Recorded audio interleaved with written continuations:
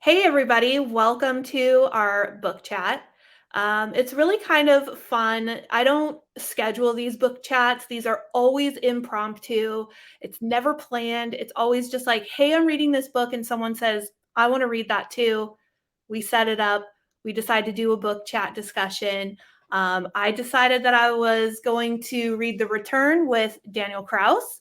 We picked from a handful of books. Yeah, it's such a great cover, isn't it? It's so Yeah, vibrant. it enlivens any stack with its pink It color. does. There's not enough pink books. If you aren't familiar with Daniel Kraus's work, you definitely need to unfuck that immediately. Um, Daniel is prolific, in my opinion, writing in a wide variety of genres and subgenres. Um, Most recently, that I read was The Living Dead, which was, I guess you could say, it was a collaboration, right? I mean, Yeah. you basically picked up where Romero left off, correct? Mhm. Yeah. And that's a door stopper of a book, but it didn't feel like it because I really flew through that narrative. And Nightworms actually included a Daniel Kraus book called Blood Sugar, which came in an October package, and it was absolutely perfect. Like, we have heard so, like, still people read that book around Halloween because they got it in Nightworms, and Yeah. still they come and tell us like how much they love that book. Well, it's funny, that's my weirdest, smallest book published by the smallest publisher I've worked with. And, I think it's my favorite book. It's so different than anything else I've ever done, but it's such a strange little feature. It I is. love that we were able to put that in there. Yeah, it was like, it's one of the most memorable narrators I think I've ever read. So that's what I tell people all the time when they're like, "Oh, do you recommend it?" And I was like, "Yeah, because you won't get that narrator's voice out of your head for a while." Well, I'm glad people like it because I didn't know what to expect with a book like that. Yeah, that was really cool. So yeah, definitely check out Daniel Kraus's work. But today we are definitely just gonna talk about Rachel Harrison's The Return. This book was a 2021 release, right? I believe so. I think so. I've got the paperback, so I think the paperback is pretty new. Oh, 2020. And Okay. maybe the paperback came out in 2021. But Okay. um, what would you classify this book as, Daniel? I mean, I think I would probably classify it as horror. Um, th- y- because of people's individual definitions of horror, I could see them saying it was like psychological suspense or something like that. But Yeah. I think there's enough in it to that's genuinely horror, especially as we get to closer to the end, that I think it belongs mostly in the horror category.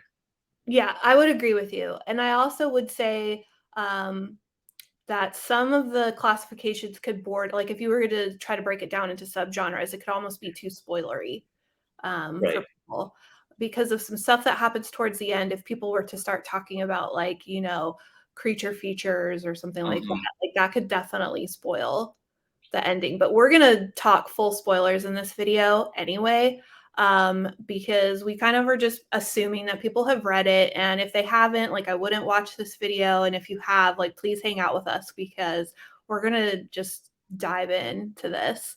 Yeah. Um, yeah, so tell me, upon, like, first impressions. Like, I remember when we first started reading the book and I was like, "Oh, I'm, on chapter such and such." And you were like, "Oh, me too. I love girly books." Like, I was like, "Cool, then this is perfect for us."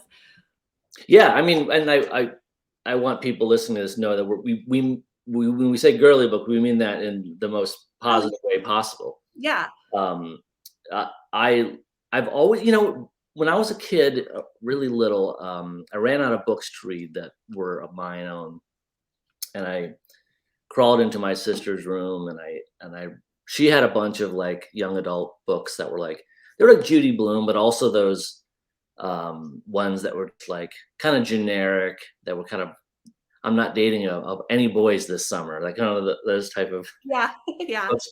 And I read them because I was out of things to read, and I loved them. And Yeah. to this day, I still like stuff that falls under the girly header. I tend to like romances. I don't read them enough, but when I do, I always tend to like them. So yeah, this is a very girly book. There's a note I took where someone says they're putting on joggers and a waffle knit, and I don't even know what those are. Like, I'm not sure if joggers are shorts Yeah. or shoes.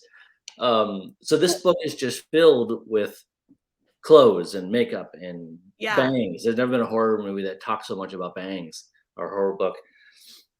But that happens to be a sweet spot with me. I really like stories of sort of modern women, regardless of what is modern at the time, just kind of talking amongst themselves about their lives, which a lot of this book is. Right. And I totally agree. Like I loved the fashion mentions and the makeup and the hair, and just kind of like the station of life, the season of life that each woman is in. It's basically a friend group of four women.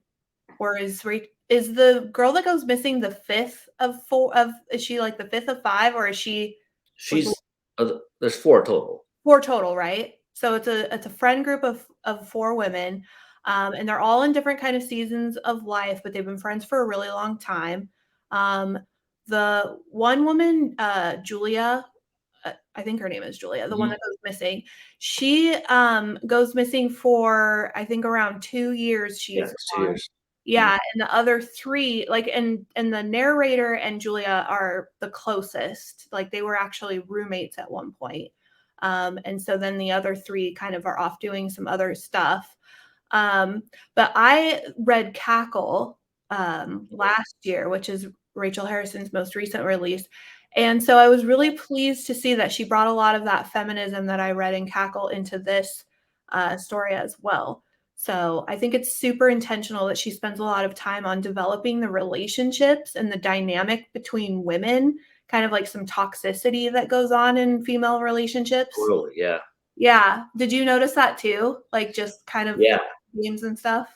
Yeah, it was I mean, she spends a lot of time in these relationships, and for the first until the friend Julia comes back, it's pretty much all phone calls. The book is just long phone call after long phone call, and then they all kind of get together once Julia comes back and go to a hotel, and then it's 4 really long scenes of dialogue. So it's really interpersonal. Mm-hmm.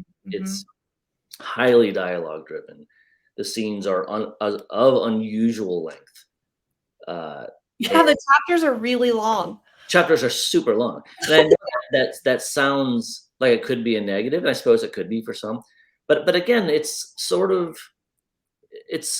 a lot of dialogue. It's fun dialogue. It's got a certain like bounciness to it. Like this is not a heavy book. This is not a dense book. Yeah. It's something that is really enjoyable, and you can kind of skip across it pretty fast. But yeah, I love the interplay. I mean, it's easy to look at something like this and think about, Haunting of Hill House, where you've got like people gathered at a haunted house, or the Descent, where you've got these kind of women doing something. Yeah. But it's not really quite like that. It's got a dash of, I don't want to say Sex in the City, but whatever the modern equivalent would be of Yeah. that too. That's fair. Yeah. Yeah, especially with like the fashion. Like I think well, and they go to this boutique hotel. So we have to talk about the Right. boutique hotel.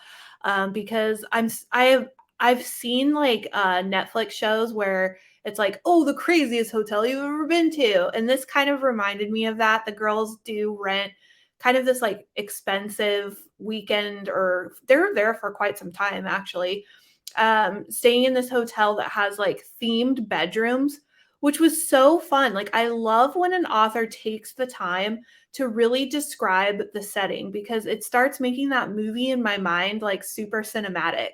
Like, did you enjoy looking at all the rooms too? Yeah, I'm relatively certain this is inspired by the Madonna Inn, I think it's called, in California, which Oh, is an idiosyncratic place that has rooms a lot like the hotel in this book, where there's a room that's entirely pink or whatever. So yeah. it's very much like a jungle, or something like that. Um, and there's for most of the book, there's sort of this intimation through some of it that there's something going on in the hotel that's like it's a haunted hotel, but I kind of feel like that's red herrings. Yeah. Like it doesn't. There's not really anything wrong with the hotel. Yeah, so I wanna say that either they brought an element of this weirdness with them when they came to stay there, or just the people who were working there were really, eh, for reasons unknown, like, weird, like, just odd people, like, the way that they were just like, "We just want you to have a good stay," they Yeah. seemed, like, really extra. It Um, did it did have that really nice quality of when you stay in a hotel and there's, like, no one else there. yeah, There's some that itself feels weird, yeah, like, they mention occasionally that there's other people, but generally it's just these 4 girls, and their rooms are really far apart for some reason, so right. whenever they have to go to another girl's room, they kinda get lost on the way there, so, I like that feeling, and I like the idea. It really did feel like what vacations feel like in the sense that, you think you're gonna have this great time with your friends, but in truth, you're always tired. Yeah, Um, the weather's terrible, so they never get to really do anything. And yeah, everyone's prickly because yeah, they're in that kind of a period where they're all 27, I think. And they're in that kind of like period that those of us who are older than that remember, where it's like maybe your friends are just starting to get married. In this case, one of them is married. And for the first time, you really aren't as close as you used to be, yeah. and you're starting to see the differences, like, the ones who have money and the ones who don't have money, that's becoming clear. Oh, right, like, the narrator, she just was, like, kind of annoyed that they booked this, like, expensive trip, you know? Mhm. You remember how that feels too when, like, your friends are all, "Oh, we're gonna Yeah. do this thing," or you're asked to be in a wedding and everybody's, like, spending gobs of money on doing this wedding, and you're just kinda like, "Oh, what the heck? I can't afford this." Yeah, and it feels like a weird betrayal of, like, "Don't you know me better than this?" But you don't, because at that part, college is over or whatever, and you're moving apart, and you don't really know each other all that well. And Yeah. so when these girls get together, particularly with the one who's been missing for 2 years, there's that there's that very identifiable feeling of kind of disappointment, like, we're not as close as we used to be, and it's never gonna be like it was. And if there's a larger metaphor in this book, that's kind of what it is that this girl Julie disappears for 2 years, then comes back, and they haven't seen her in 2 years, and then she doesn't remember what happened in those 2 missing years, Yeah. and she's just not the same. She's and it's and maybe the idea is that none of them are really the same. Oh, I like that you picked up on that. That is a really good observation.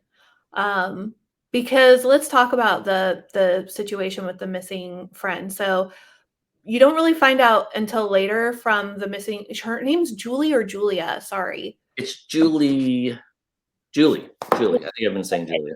So, Julie does go missing, and at first, it's kind of odd because the narrator really isn't feeling super emotional about it, almost to the point where she just keeps thinking, like, she's gonna come back. Like, she Mhm, just doesn't believe that it's gonna be final, even to the point of, like, being at a funeral 2 years later that they're hosting, just, where let's just put some closure to the situation, our friend's not coming back, and it almost felt like she just knew somehow, like, had a sixth sense about the fact that she thought she was gonna come back. So there was no real grief of her best friend that she had spent so much time with.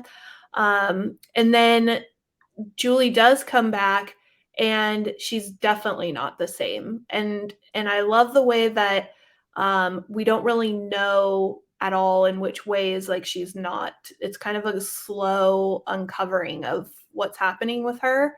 mhm. Starts sliding into body horror. Yeah, yeah. Now I will say I had a different read on Oh, okay. how Elise at the beginning when she's missing and she can't really. I mean, there's a passage where she goes into her work bathroom and attempts to cry and just can't Right. really do it.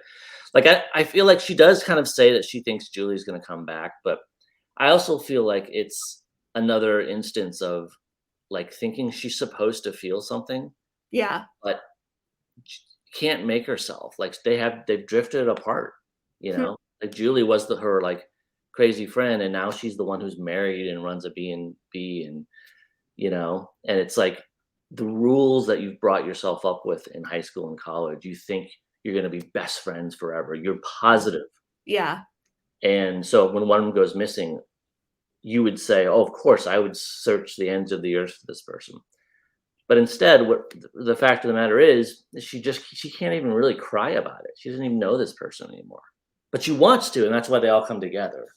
That's interesting. I like that perspective as well because I mean, do you have friends that you've stayed in touch with from like high school, college, or whatever? Like, because I don't, so that's totally a foreign concept to me.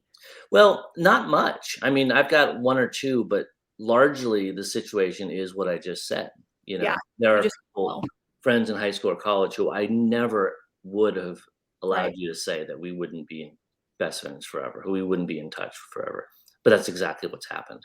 Yeah.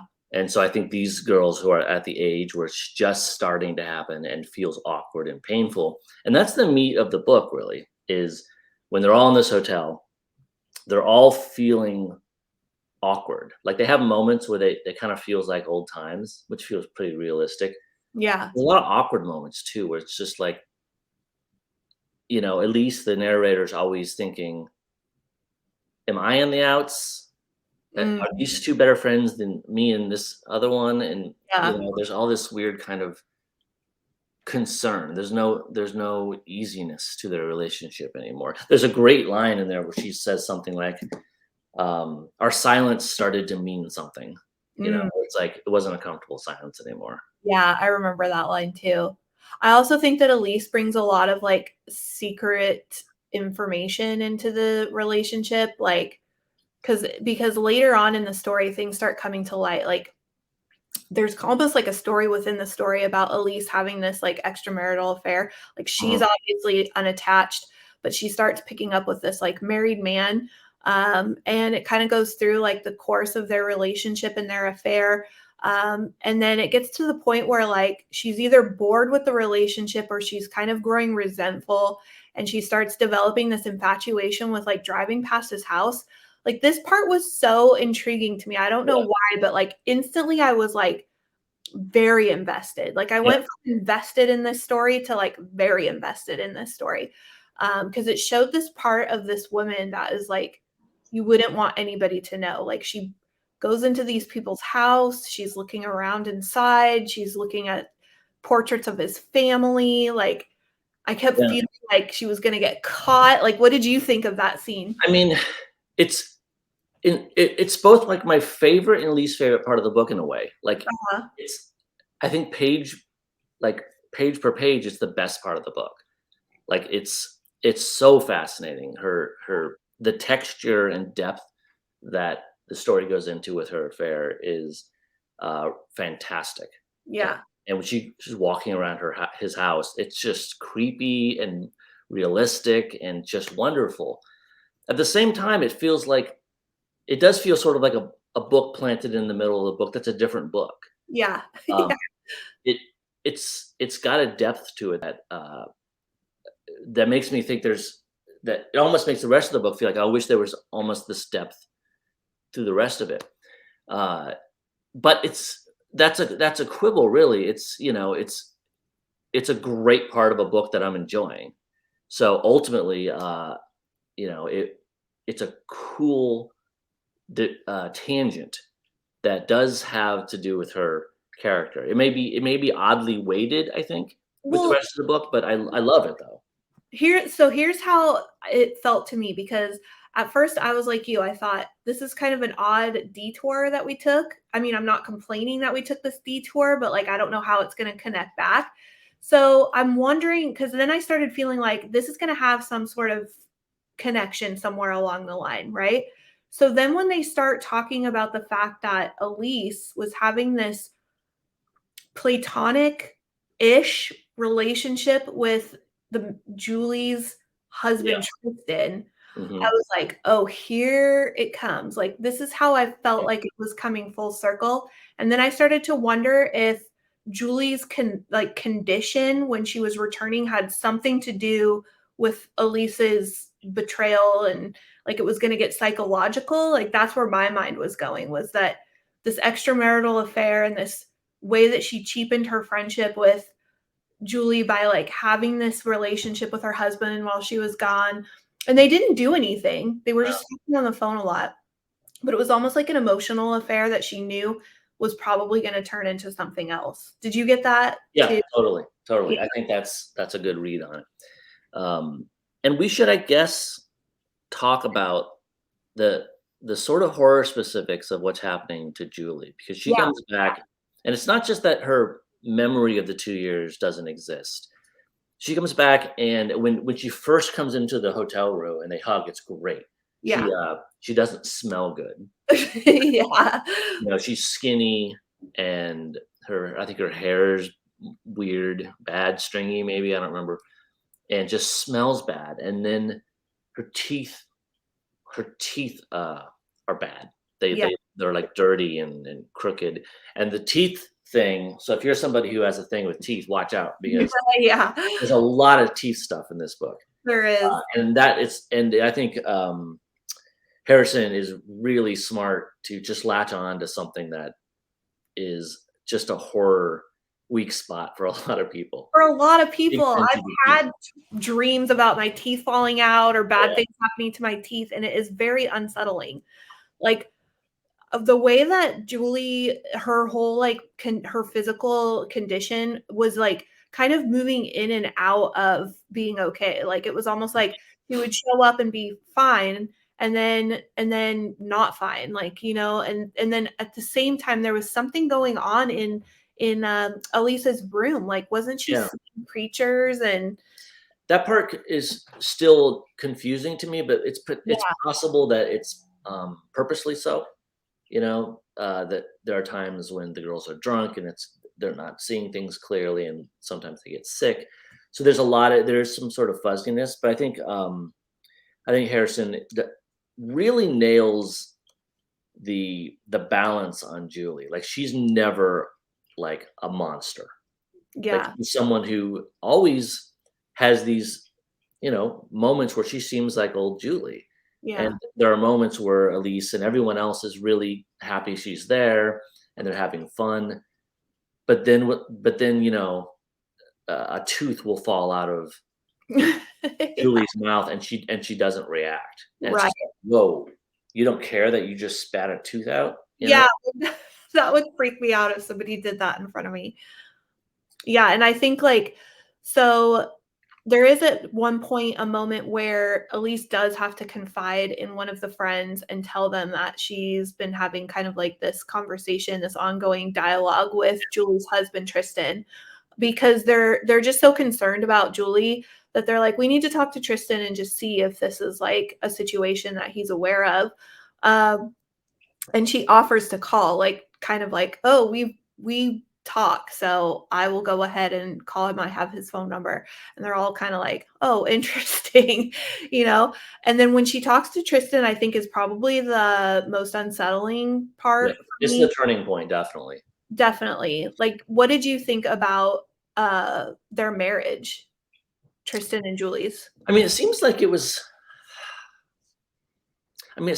mostly happy, positive. There's nothing really too negative about Tristan in the book, unless I'm forgetting something. Well, what did you think about the dynamic with, like, Julie doesn't really seem like she was into the marriage after they got married, like, Yeah.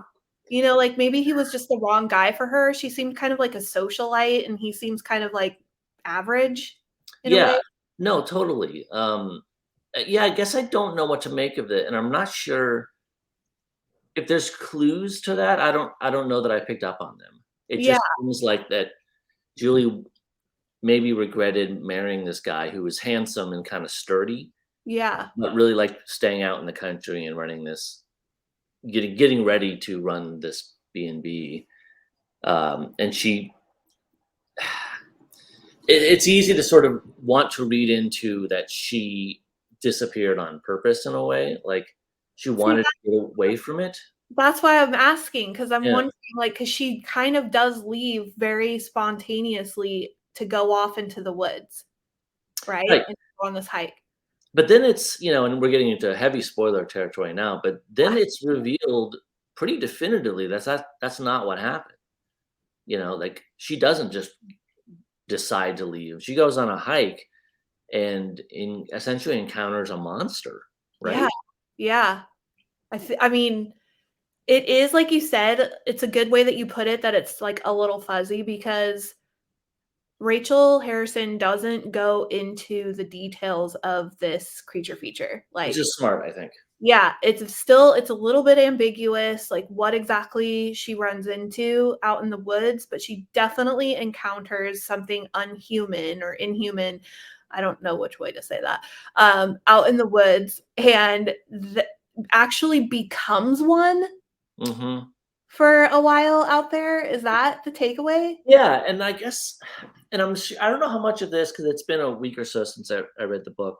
I don't know how much of this I'm pining for and how much is actually there, but I kind of like the concept, and again, I may just be totally making this up, that the monster she becomes is really something more exciting.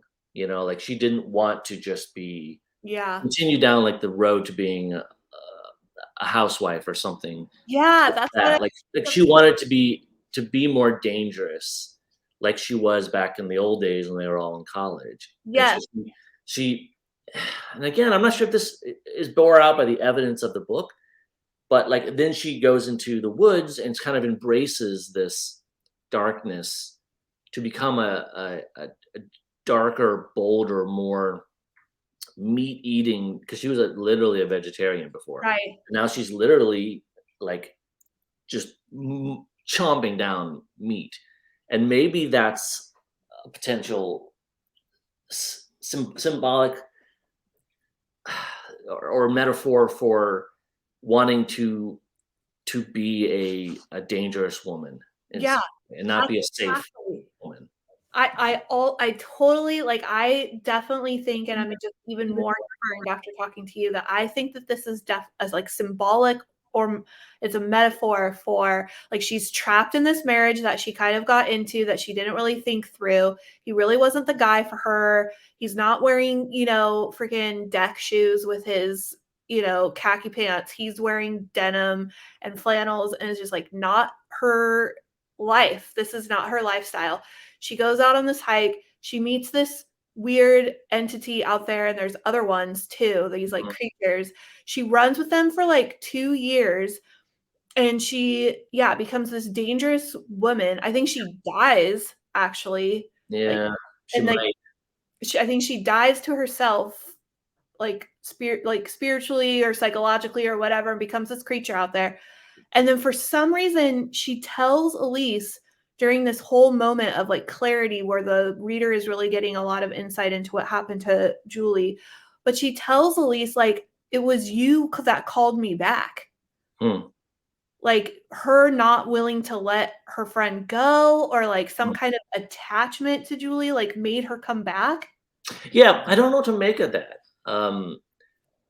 But I do think, and as a sort of an aside, there's a chance that this is some kind of werewolf book. Like I don't know, but it does have some of the feeling of she's attacked by this thing. She lived as this alternate creature, and now Uh-huh. she comes back and she's much more of a feral beast with Yeah. literally sharp teeth.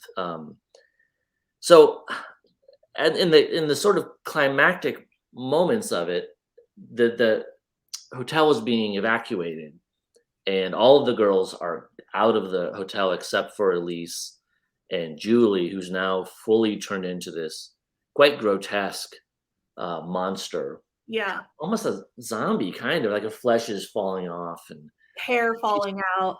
yeah, totally, totally. It's such a it's such a good interplay, and I think Harrison is the ideal writer for something like this. To start your book with so much concentration on fashion and hair and makeup, and then end up with a sort of raw woman whose flesh is falling off and hair is coming out, Yeah. saying, "We don't need all these trappings. Come be wild with me." And that's what she's kind of saying. Is she's literally trying to keep Elise from leaving the hotel, and I think is trying to say, be like me. Don't be like those other women that we're all becoming. Be this other thing. Yeah, I felt like that too because I thought it was really unusual that Elise has this moment where she's like confessing to her friend, like, hey, just so you know, like after you left, Tristan and I started having these conversations over the phone. Like, we never really did anything, but I don't know if that means like I'm falling in love with him. Like, maybe, I don't know. And Julie doesn't give a No, doesn't care. fuck. Yes, I think and this goes into the theory, I think, that Yeah. she's saying, "Stop caring what these men think. Yeah. Stop playing this game where we all have to have our Prada outfits and, like let go of all that. Let Yeah. go of almost your literal flesh that's, like, falling off of Julie's bones at that point, and just become your sort of essential primal self." Oh, that just, like, completely transformed the whole ending to me, like, I feel like I have to Huh. go back and read it because, yeah, there is this urgency that's coming from Julie where it's like, "Hey, I'm gonna go back and do this thing, like, you should definitely come with me," like, she's urging her to come.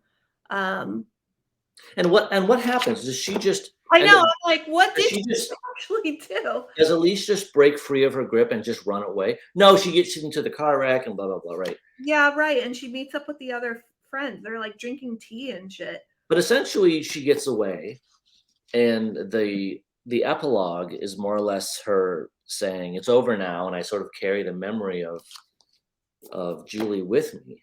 Yeah. Um, and again, I'm not sure what to make of that. I don't know if that's a happy ending or a sad ending. Like I can't read in that last chapter. It wasn't clear to me if there's part of Julie that regrets staying in this world of whatever I said earlier, jumpers, sporters, joggers, and waffle knits instead of racing around the forests and having your blood singing through your ears or whatever. Well, which joggers are actually like the new yoga pants, like, they're Ah, not like spandex where they, like, stay tight on your leg the entire time. They, like, are kind of loose until they get to your like, right after your calf, like, your okay, ankle area, and then they're tight. So, those are joggers. okay. Um, We've but learned. yeah, I mean, she talks about moto jackets and, Mhm. you know, what cocktail dress we're wearing and how our hair is styled, like, and then, yeah, by the end, it's just really interesting how Julie just sheds all of that, Yeah, and it's literally. Yeah. this is what I am now, and I definitely think that we were living a lie, like, and that's what I got from Julie the whole time, like, I don't know what happened to me out there, I don't really have a memory of it, but I wanna go back to And if that. this is the right reading of it, then I really like that reading. Yeah, And I applaud it if it is because it's pretty subtle. Like there's no monologue where Julie says any of this stuff. right. So this is certainly something that's between the lines. But I think it makes sense.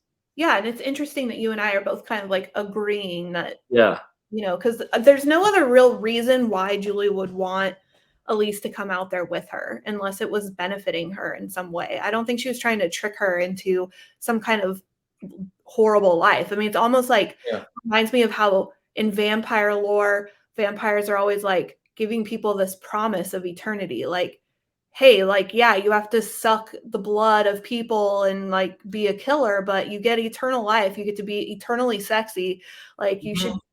do this with me. Yeah, the interesting part of this is that the vampire lores generally sort of line up with the makeup and moto jackets, whatever that is. Like they tend to be stylish and sexy, which is kind of like the life she was already like living in college and what her Yeah. friends are living.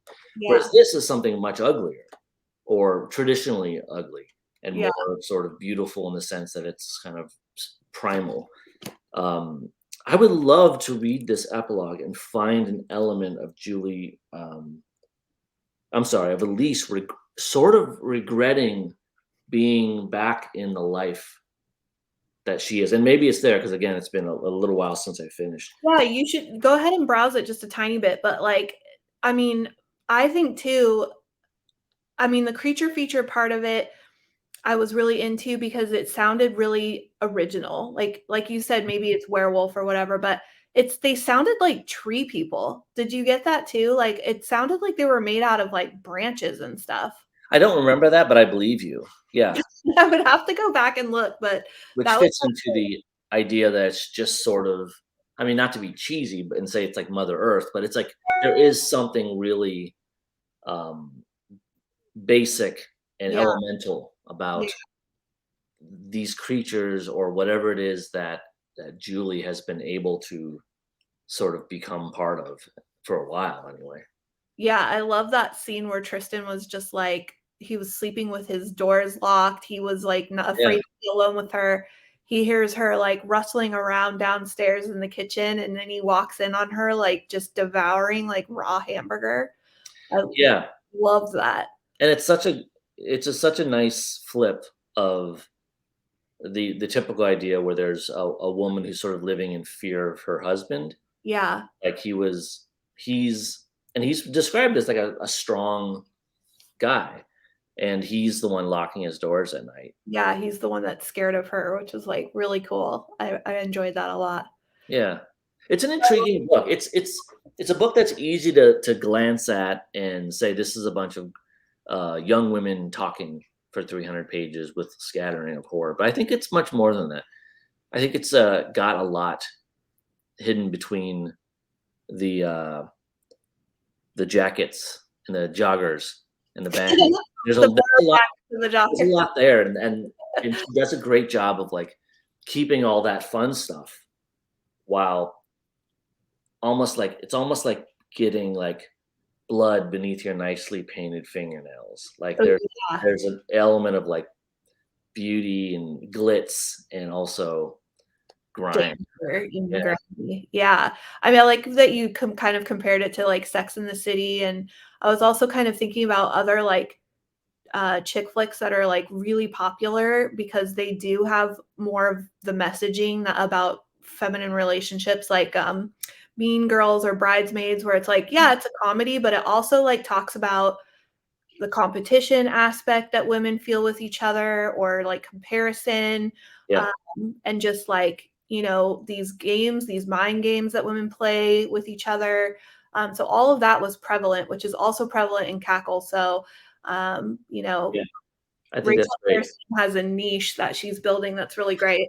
Yeah, it really sounds like it, and I think that competition, it comes out in just constantly in little barbed little ways, Yeah, and it always feels like to me like that really is the age 27 where some people's careers are taking off, and some people haven't even figured out what their career is yet, and there's a lot of discrepancy, and it's the first time you felt it because when you were all living in the dorm, you were all sort of basically equal because you all lived in yeah, the dorm together. yeah, So it's a rich kind of viewpoint, an era of life that she's picked. yeah. That's really cool. Well, I really enjoyed reading that with you, and having this discussion. That was Yeah, it was fun. fun. Yeah, I enjoyed that. And we don't want to leave without talking about some of Daniel Kraus's stuff that's coming out. And I was just in conversation with Raw Dog Screaming Press about an exciting cover reveal due to come out Thursday. So I'm going to make this video drop before that. I think we can do this video tomorrow. Then we'll have the cover reveal on Thursday for what book? It's for The Ghost That Ate Us, subtitle The Tragic True Story of the Burger City Poltergeist. It's awesome. As strange a title as you're gonna find. It really is one of my, I think it's 15th book I've written, something like that, and it's really in like my top 3 favorite things I've done. It's a fake nonfiction book, so it's got photographs and Yeah. footnotes, and reads like you're reading a true account of um, a haunting, but it's not real. Sorry. That's so exciting. And so is it how long is it? Is it like no novel size or a Yeah, novella? it's a novel. It's 300 pages. Oh, okay, great. Yeah, and Yeah, I've seen the cover and it's really cool. So Definitely look for that from Nightworms on Thursday. And then do you have anything else you want to talk about? You have like the sequel to your They Threw Us Away, the teddy bear. Yes, so I have the middle grade horror type of thing called the Teddies Saga, which is about teddy bears, but it's very dark and genuinely disturbing. Yeah, it is. The second book of that, called They Stole Our Hearts, just came out. And the paperback of the first one, They Threw Us Away, just came out as well. Oh, yeah, and my niece loved that. So if you have middle grade readers that you're trying to indoctrinate with horror, like definitely this is the gateway drug. I like Um, to hear that because I wonder if how many kids have just been like, too many nightmares. I don't want to participate in this anymore.